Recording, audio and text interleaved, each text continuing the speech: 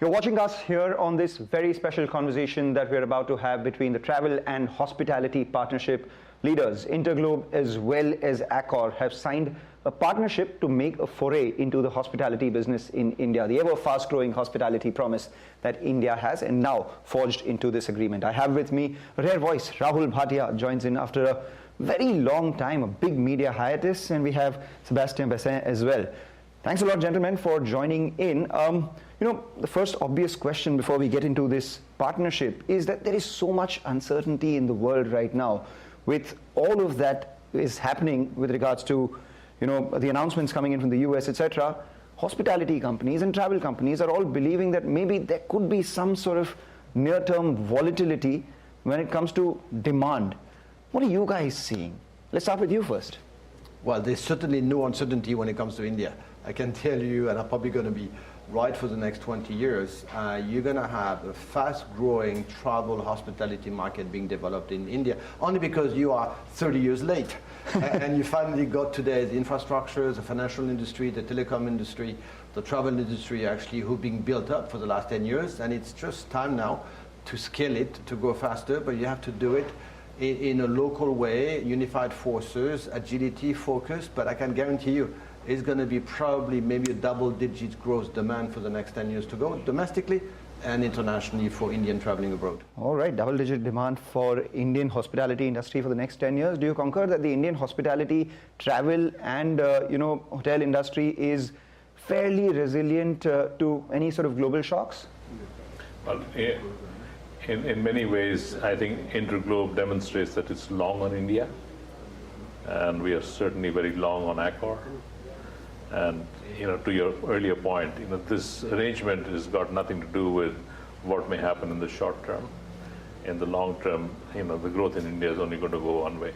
All right. So in that case, if you could just, let's talk about this arrangement itself. You have been partners for the last 20 years. Now, with this formalized commitment, if you could give us a sense of what's the goal here, what's the investment that you are planning to make, and does it have anything to do with the listed IndiGo player when it comes to you investing in a business like this, Rahul?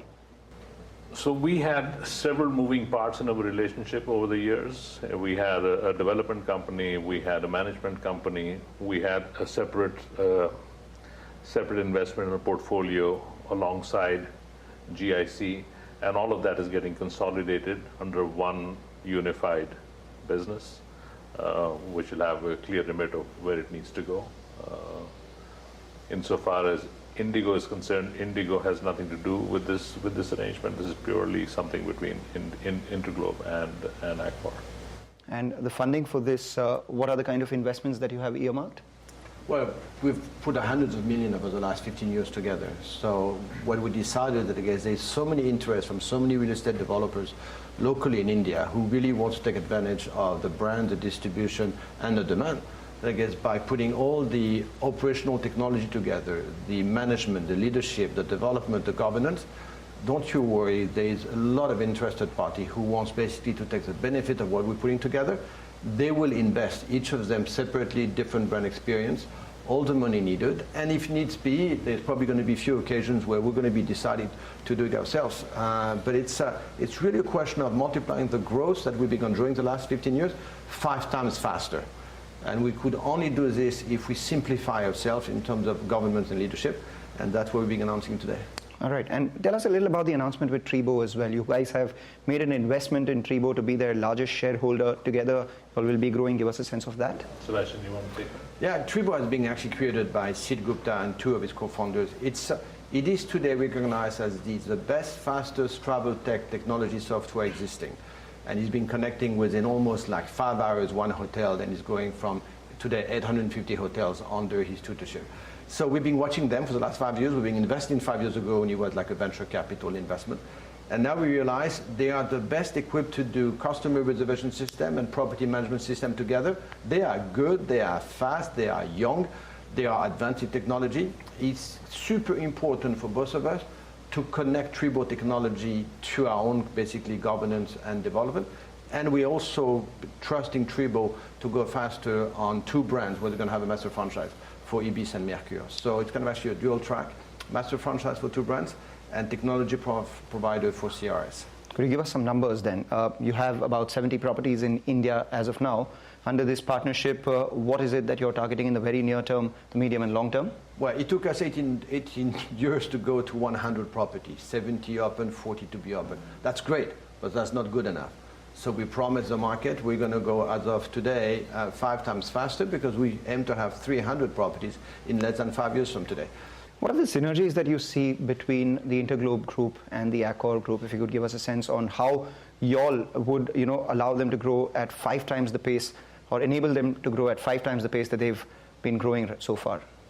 So operationally, Accor is a world-class operation. They understand how to operate and manage hotels. We think we understand India and what it takes to do business in the country. And I think that complementarity will go a long way between the two of us. The other thing that you have to also take into account is the relationship between the two companies is time-tested. We've been together for just over 20 years, and nothing can stand the test of time if it was not built on respect for each other, a common shared vision, and what we believe we can do going forward. So that's the bedrock of the future, and we are terribly excited about. You're a rare voice, and we speak through you for the industry as well, and this be the hospitality industry as well as the aviation industry. From where you see things as right now, there is a fair amount of promise, but there are a lot of challenges as well. Where do you think are the challenges, and what are you doing to overcome them in both aviation and hospitality? So my simple view on this is the greater the complexity, the greater is the opportunity. And if you can navigate through that complexity and essentially create a moat for yourself, it'll see you through for a very long period of time. And we believe that in the hospitality space, what we are embarking on, a renewed vow between Accor and InterGlobe, I think by 2030, you would have actually created a moat, and then the flywheel just keeps running. The airline space I don't want to talk to, because today is just an occasion to celebrate what InterGlobe and Accor is doing into the future.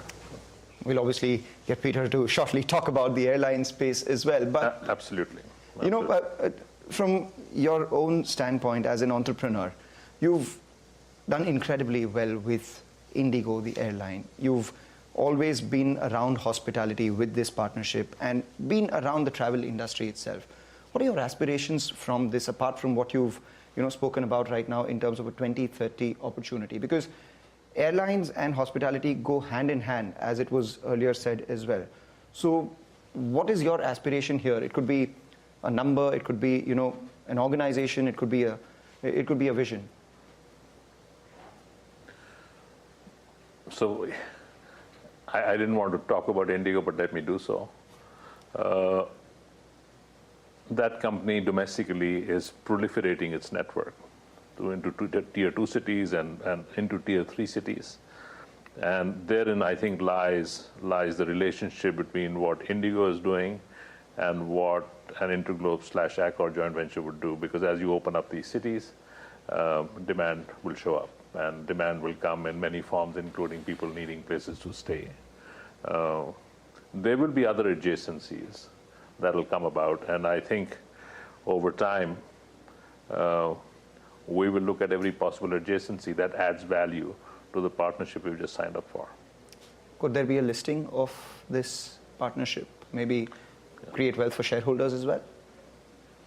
We're trying to get complexity away from what we have done the last 18 years. So clearly, if it is necessary to access further capital, it could be. Is it indispensable, crucial now? The answer is no.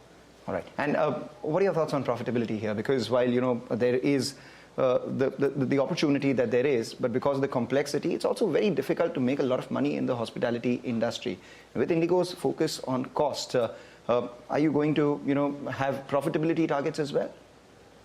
Well, I guess you probably know Rahul better than you know me. But neither of us is going to do anything stupid, foolish, when there is no profitability, otherwise it's not sustainable. So yes, there is profitability within our own venture, and it has been the case for the last 18 years. I think prices of room hotels have been doubling over the last 6 years because demand's been growing, because products are being actually enhanced and of better quality, because experience is better. So what we're trying to do together is benefit from that uprising demand, uplifting experiences. And it is broader than hospitality, which is why airline is part of it in terms of loyalty program, which is why we're going into food and beverage, new concept.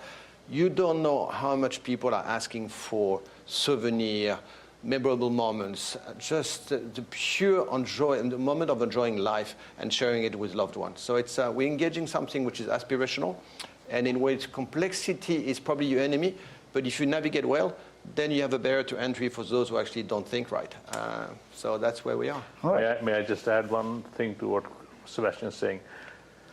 As we all know, the disposable income in India is rising, and I think that just bodes well for what we are trying to develop. And I see it myself. I'm sure you experience it too. Indians today are prepared to pay for high quality experiences, and I think if we can put them together, the customer base is there. All right, and you said that there is a lot of room for everyone to grow, so competition is not necessarily a worry right now. We'll, get a lot more conversation out of you as the years progress, and as the promised 300 hotels do come by. We'll leave you on that note. We just take a short break, come back, and it's not just InterGlobe and Accor which has announced a deal today. It's also a deal with IndiGo BluChip as well as Accor's loyalty program, all which will happen. So we will take this short break, come back on the other side. We have a conversation with Sebastien, and joining him will be Peter Elbers.